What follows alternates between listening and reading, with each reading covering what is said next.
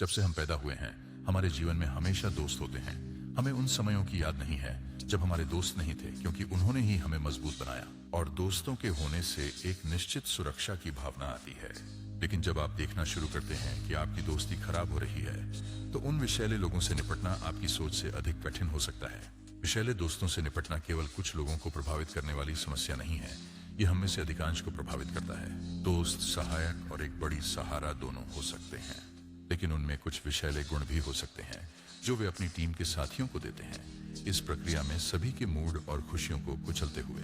तो अगर आपके दोस्त समर्थन नहीं कर रहे हैं तो आप कैसे निपटेंगे? आज मैं आपको जेन की एक कहानी सुनाने जा रहा हूँ कि विषाक्त दोस्तों से कैसे निपटा जाए। हमारी कहानी एक शांत गांव से शुरू होती है, जहाँ एक चिंतनशील आत्मा आइको रहती थी। बैको जैन दर्शन की शिक्षाओं में गहराई से डूबे हुए थे, अस्तित्व की सरलता और सजीव जीवन की कला में शांति पाते थे। लीको का जीवन हारमोनियस था जब तक कि तीन दोस्त किरा, हीरो और सोरा नहीं आए। वे बदलते मौसम जैसे थे, हर एक की अपनी अनोखी विशेषता है। किरा अपनी तीखी बातों और चुभने वाली आलोचनाओं के साथ जैसे कड़ाके की सर्दी की हवा थी।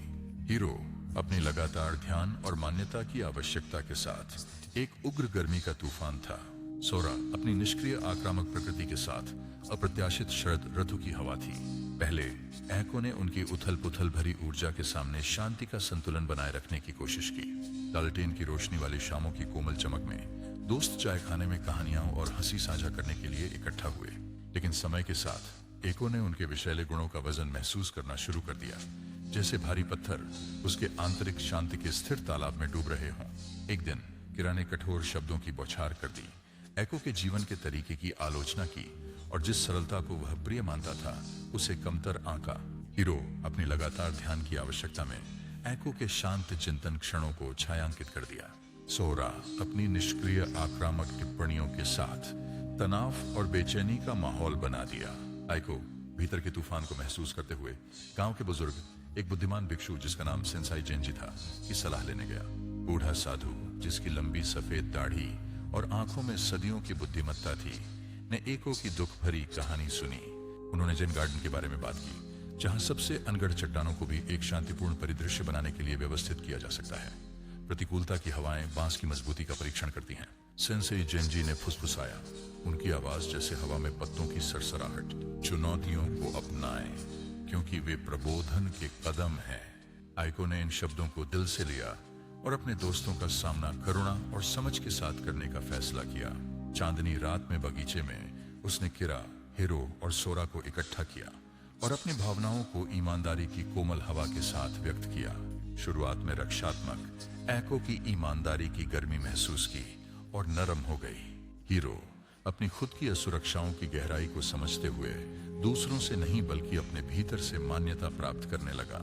उसने अपने निष्क्रिय आक्रामक व्यवहार के प्रभाव का सामना करते हुए खुले संचार का रास्ता चुना।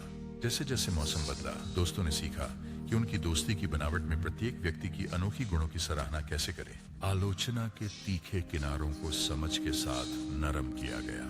जरूरत का तूफान वास्तविक संबंध में बदल गया और निष्क्रिय आक्रामकता का तनाव खुली बातचीत की साफ हवा में गायब हो गया। आइको ने जिन चुनौतियों का सामना किया, उनके माध्यम से उन्होंने उस गहन सत्य को खोजा जिसे जैन दर्शन हमेशा फुसफुसाता रहा है। प्रबोधन तूफानों की अनुपस्थिति में नहीं पाया गया, बल्कि उन्हें शांत दिल और खुले दिमाग से नेविगेट करने में पाया गया। एको की आत्मा का कभी अशांत तालाब अब पूर्ण खिली चेरी ब्लॉसम को प्रतिबिंबित करता था और गांव एक सामंजस्यपूर्ण अस्तित्व का आश्रय बन गया।